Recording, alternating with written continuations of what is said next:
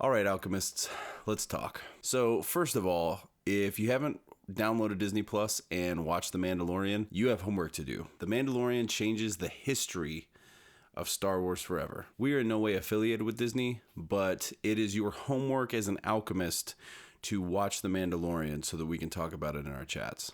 Let's get all this out of the way. So follow us on Twitch, links down in the description. Make sure you sub to us on YouTube and check out our Patreon link. Our Patreon link's down in the description as well. Patrons are greatly appreciated. Thank you guys. Also, if you guys need to buy cards, you should definitely use our affiliate link. You're going to buy them anyway, and using the link helps support the show. My name is Coy Cook. I'm the Alchemist, and today we're going to be talking about Brawl. Welcome to MTGAlchemy.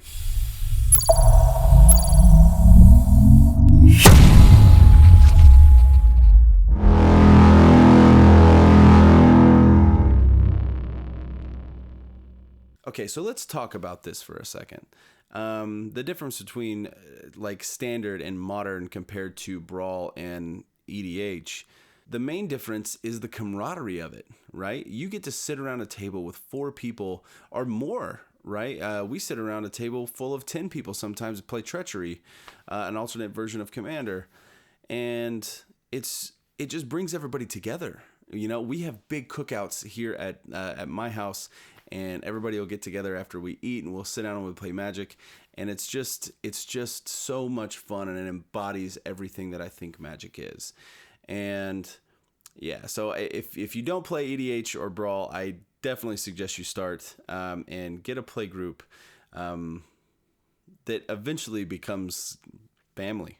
So today we are going to be talking about Korvold, the Fae-Cursed King. Alright, so diving into Korvold, Fae-Cursed King. He is Jund and 2 colorless for a 4/4 flying legendary dragon noble. Whenever Korvold, Fae-Cursed King enters the battlefield or attacks, sacrifice another permanent. When you sacrifice a permanent, put a +1/+1 counter on Korvold and draw a card. So what makes this deck really cool, what makes it run really well whenever you have Korvold out, is you can start sacking all kinds of stuff and getting all types of value on it. So whenever you sack, you draw a card, and then you play something, and then you just sack that and draw another card. Meanwhile, you're adding a ton of 1/1 counters to Korvold, so you can swing in for 1,000,000.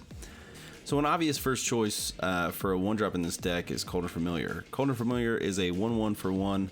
When Cauldron Familiar enters the battlefield, each opponent loses 1 life and you gain 1 life. Sacrifice a food, return Cauldron Familiar from your graveyard to the battlefield.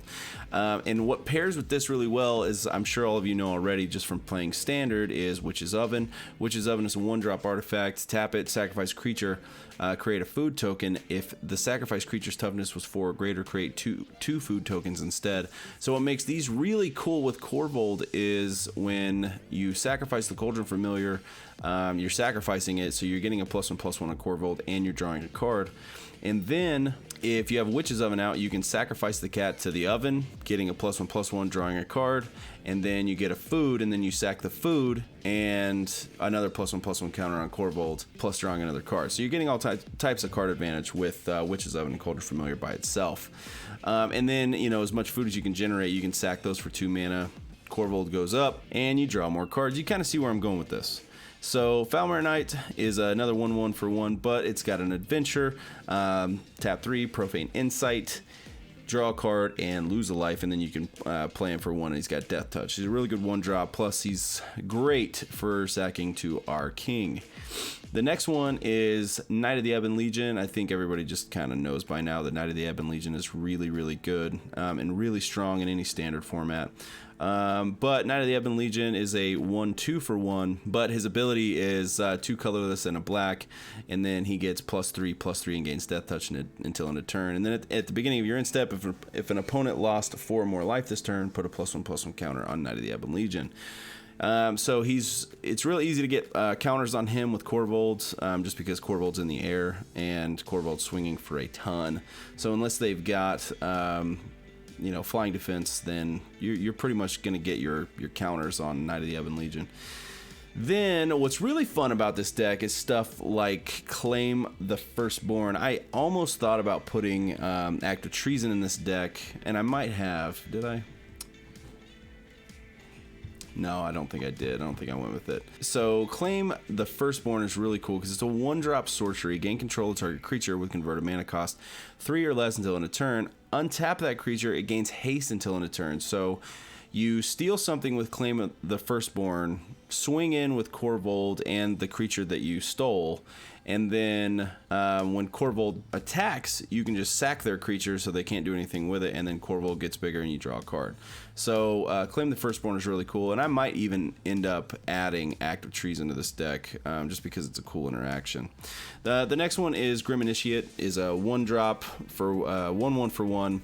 First strike, but when he dies, you amass 1. So you're essentially, you can sack Grim Initiate to Korvold, you get another creature, Korvold gets bigger, and you draw a card. Shock is in here because it's Shock, and I like Shock. Elvish Reclaimer is kind of one of my favorites in this deck. It's a 1/2 for 1. It gets +2/+2 as long as there are 3 or more land cards in your graveyard. And what's really cool about that is you can tap 2 and tap it, sacrifice a land, search your library for a land card, and put it on the battlefield tapped, and shuffle your library. So you're able to sack your land, putting a +1/+1 counter on Korvold, drawing another card, and you're getting another land in its place, and then Elvish Reclaimer goes up, being a 3/4, and then again, you know, the more times you do this, the more +1/+1 counters you get on Korvold, and the more cards you get to draw. So Gilded Goose is kind of an obvious choice, just kind of goes along with the food with Cauldron Familiar and the Witch's Oven. It's a 1-drop 0/2 flying. When Gilded Goose enters the battlefield, create a food token, tap 2, tap it, create a food token, or you can tap it, sacrifice a food, and add 1 mana of any color, which is also good because now you not only can use Gilded Goose for mana fixing, but you're also sacrificing something when you're getting the mana that you need, which is, again, counters on Korvold and drawing more cards.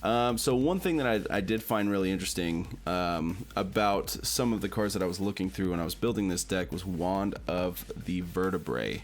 Or actually Wand of Vertebrae. It's a 1-drop artifact. You can tap it, put the top card of your library into your graveyard. So this works really well with stuff like Elvish Reclaimer, but you can also, it also works good with another card we're going to talk about here in a second. We'll just talk about him now, is Sir Conrad the Grim. So you're kind of doing damage to them in a few different ways, kind of constantly, kind of creating chaos. So, you know, Sir Conrad the Grim is a 5-drop 5/4 whenever another creature dies or a creature card is put into a graveyard from anywhere other than the battlefield, or a creature leaves the graveyard. Sir Conrad deals 1 damage to each opponent. You can also tap 2, each player puts the top card of their library into their graveyard, which is just adding to our mana count in our graveyard, and then if we hit a creature, it does 1 damage to them. But yeah, so Wand of Vertebrae helps out with that, because if you mill a creature, then it's going to do 1 damage because of Sir. Or it's going to add, you know, to your mana for Elvish Reclaimer. So you get quite a bit of value out of this card, and you can get up to 5 target cards back from your graveyard to your library. So very, very cool artifact. Orzhov Enforcer, kind of self-explanatory. It's a 1/2 for 2. 1 colorless and a black. It's got Death Touch, but more importantly, it's got Afterlife 1, so you can sack it to Korvold and you're not losing a creature, but you can also just sack the Spirit to Korvold later whenever you go swinging again. Priest of the Forgotten Gods is an amazing card in this deck because you get a 1/2 for 2, but you can tap it, sacrifice 2 other creatures, any number of target players each lose 2 life, and sacrifice a creature. You add 2 black and draw a card. So you could, if you wanted to, you could actually target yourself with this as well as the other player, where they have to sacrifice 2 other creatures, and then you also have to sacrifice another creature. So you're essentially sacking 3 creatures, putting 3 counters on Korvold, and drawing 3 more cards plus the 1 from Priest of the Forgotten Gods. So drawing 4 cards total, technically, with 2 black in your mana pool to use for the cards that you just drew. Wishclaw Talisman is probably one of my favorite cards in Standard right now, because you get to go get something, but you let them go get something, and then you get to go get, but you essentially get to go get 2 things that you want, and it's definitely cool when you need that one thing to finish out the game, or you know, you have the Witch's Oven but need the cat. You can go get what you need, or just go get both, get Witch's Oven and the cat. And then Fling is really, really fun. Fling is one of those spells that you can instantly win the game, because we've already talked about how many counters we're putting on Korvold. But with Fling, you can, put 8 counters on Korvold if you want to, or however big he is, and then just fling. So swing in, deal 8 damage, and then fling Korvold at him for another 8. Incredible spell, and very much a game finisher. Lava Coil is for, exiling their cats or exiling their guys that keep coming back or have recursion. Angrath's Rampage is super sweet in this deck. 1 black, 1 red for a sorcery. Choose one. Target player sacrifices an artifact or a creature or a planeswalker. So no matter what you choose, you can use this for you to draw more cards off of Korvold, or you can use it for them. It's a very versatile spell, and it definitely has saved me in a few different games. The next one is Assassin's Trophy. I think Assassin's Trophy, in any deck that's running Rule, is essential, even in Commander. But yeah, destroy target permanent an opponent controls. Its controller may search their library for a basic land card, put it on the battlefield, and shuffle their library. But the biggest part about this spell is destroy target permanent. That's a huge thing, because you literally get to target anything you want, whether it be land, which they're going to go get another land anyway. But in the case of Brawl, if you still have to worry about stuff like Field of the Dead or anything like that, they're getting super high value off of their land, But the point is, you can kill anything you need to on their battlefield with an Assassin's Trophy.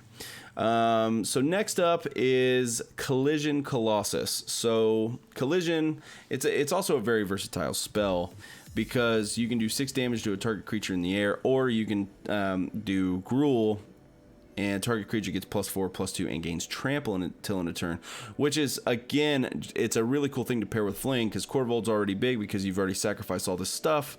And so you're swinging for 8 maybe, and then pump him. So now you're swinging in for 12, and then you use Fling. So you hit him for 24. It's a pretty sweet combo. And then Domri's Ambush is a sorcery for Gruel, red and a green. Put a +1/+1 counter on target creature you control, then that creature deals damage equal to his power to target creature or planeswalker you don't control.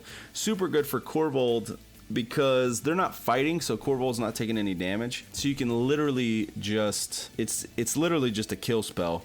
And it's a really good kill spell, actually, too, because you get to put another +1/+1 counter on Korvold. Arcane Signet, I think, is kind of a staple in any Brawl deck these days. I really think this is probably a staple in just about any Commander or Brawl deck at this point. And then Embodiment of Agonies. Embodiment of Agonies is a colorless and 2 black for a 0/0, but it's got flying and death touch. Embodiment of Agonies enters the battlefield with a +1/+1 counter on it for each different mana among non-land cards in your graveyard. So, and it has the, for example, if 2 and a black or 1 colorless and 2 black are different mana costs, then it's essentially a 2/2, which we have all kinds of different mana costs in our graveyard.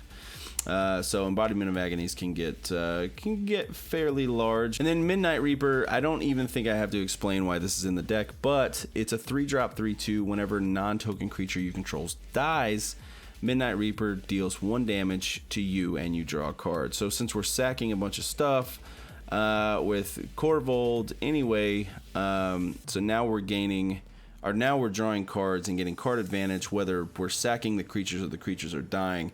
So it's either way, it's a win-win. And then Murder, definitely gotta, some things just need a sword in its chest. You just gotta figure out which dragon you want to slay. But Murder's definitely a good kill spell for anything that needs a murder in. And then Murderous Rider is also kind of like Murder, right? But it actually reminds me more of like Hero's Downfall. But it's got 2 things. Murderous Rider's a 1 and 2 black for a 2/3 lifelink. When Murderous Rider dies, put it on the bottom of its owner's library, which surprisingly enough can be used for mill protection, as we have seen on Miss Ruby Rogue's Twitch channel. But it's also got an instant adventure attached to it called Swift In. 1 and 2 black, destroy target creature or planeswalker, you lose 2 life. So what's really cool about this kill spell is that it actually targets a planeswalker as well, which is kind of very useful in this format.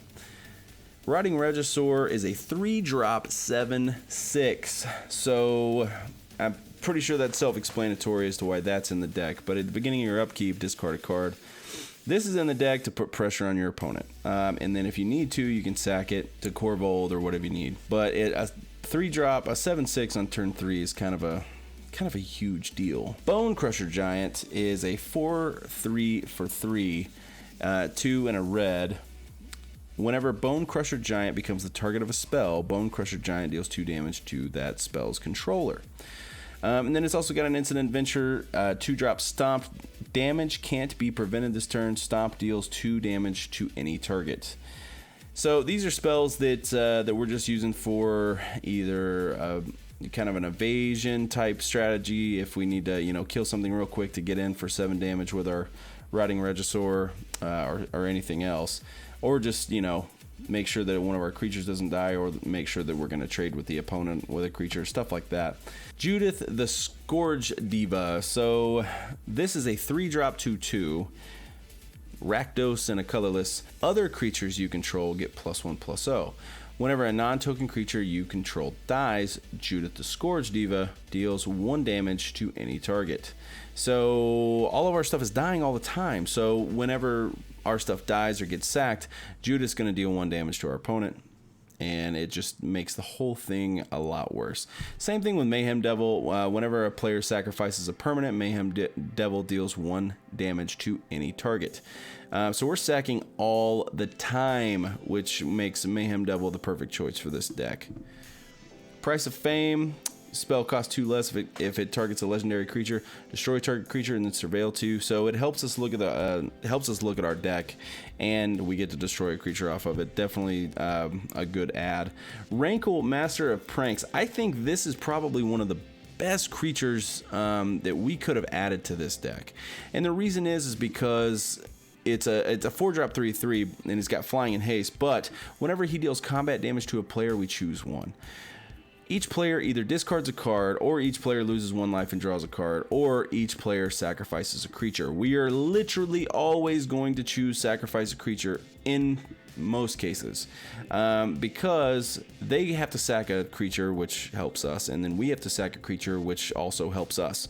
So Korvold gets more +1/+1 counters. We draw more cards, and it's just Rankle is kind of like the card for this deck. I think this is like the most valued card in this deck to make it run right.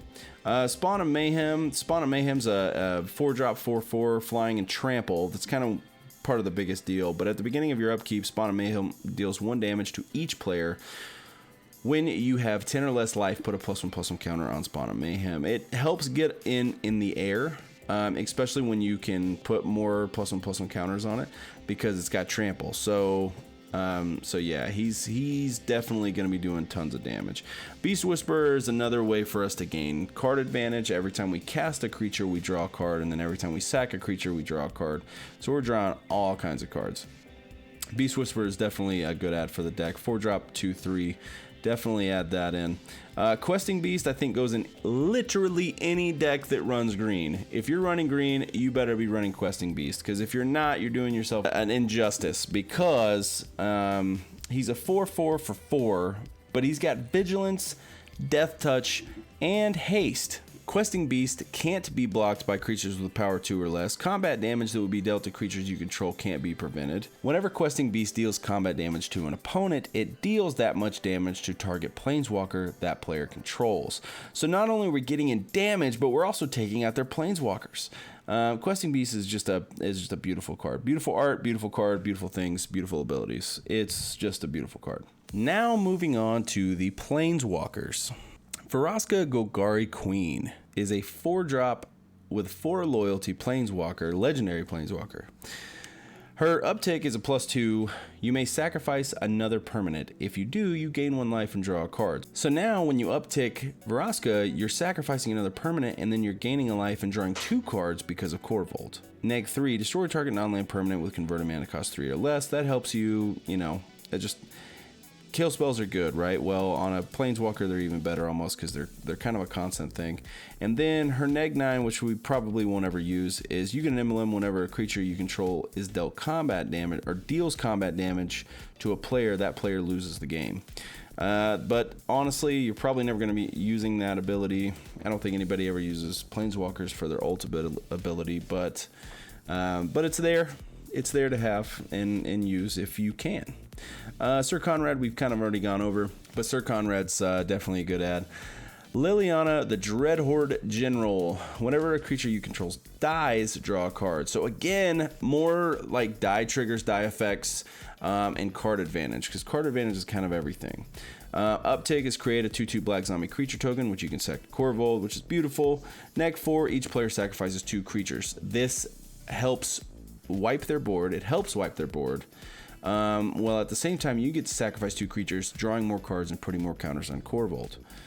And then neg 9, again, probably not ever going to use it, but each opponent chooses a permanent they control of each permanent type and sacrifice the rest. But if you can get that off, the sacrificing the rest part definitely helps us. Casualties of War is kind of just a feel bad spell. It is an insane card if you can get it out. If you can get it to destroy just about everything that's on the list. Choose one. It's a 6-drop sorcery. Choose one or more. So you can choose all of them if you need to. Destroy target artifact, destroy target creature, destroy target enchantment, destroy target land, and destroy target planeswalker. If you can hit every single one of those, chances are your opponent is just gonna scoop. If there's a Brawl commander that you guys would like me to cover on YouTube, on our show, hit me up in Discord. Discord links in the description. Hit me up on Discord and let me know which one you'd like me to do. Also, quick shout out to the Twitch guys, all of our mods, Dragon, Jinx, Sassy Akiran. You guys are awesome, and I wanted to give you guys a shout out simply because you guys are part of the Twitch fam, and yeah. As always, thank you for watching the episode. We really appreciate it. Make sure you check out all of our links in the description so that you guys can see us and be a part of our community every night of the week on Twitch. We'll see you guys next time on MTG Alchemy.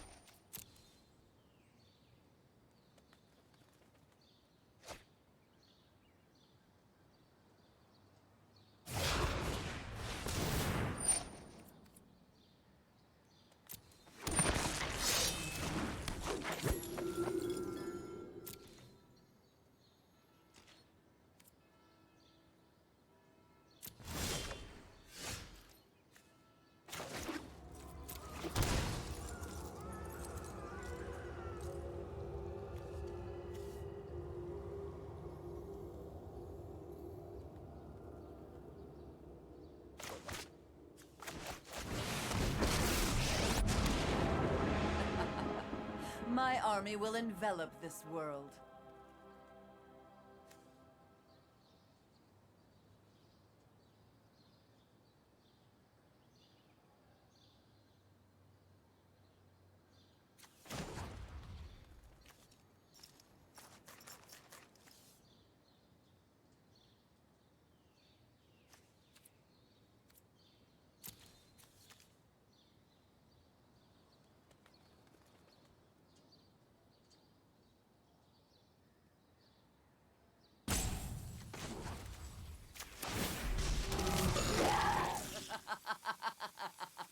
Rise! I'll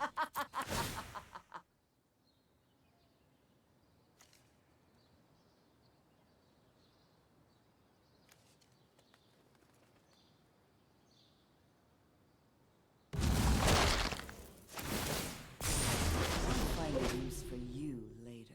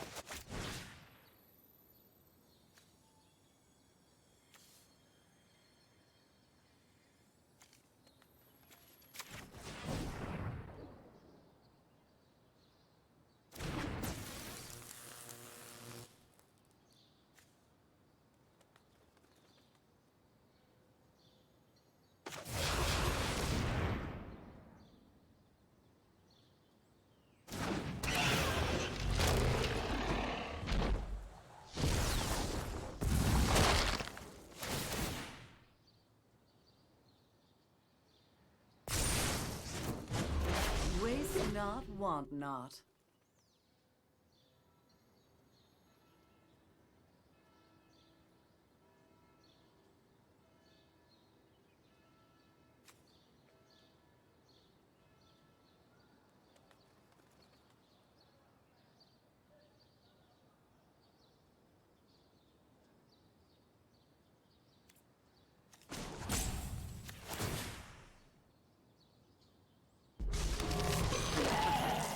Good help is easy to find in war.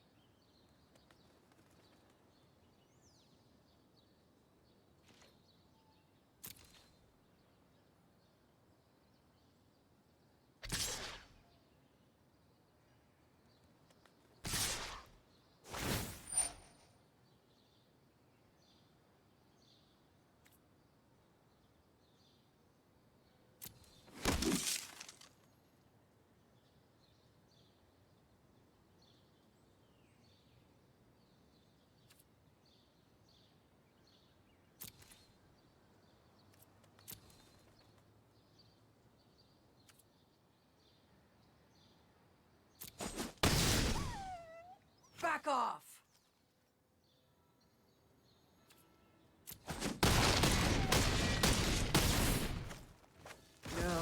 defeat. What a drag.